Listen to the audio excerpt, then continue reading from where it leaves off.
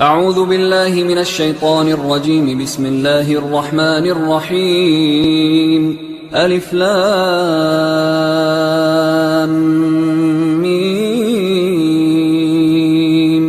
ذلك الكتاب لا ريب فيه هدى للمتقين الذين يؤمنون بالغيب ويقيمون الصلاة ومما رزقناهم ينفقون والذين يؤمنون بما أنزل إليك وما أنزل من قبلك وبالآخرة هم يوقنون أولئك على هدى من ربهم وأولئك هم المفلحون.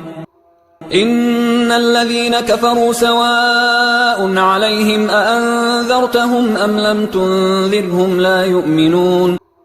ختم الله على قلوبهم وعلى سمعهم وعلى أبصارهم غشاوة ولهم عذاب عظيم.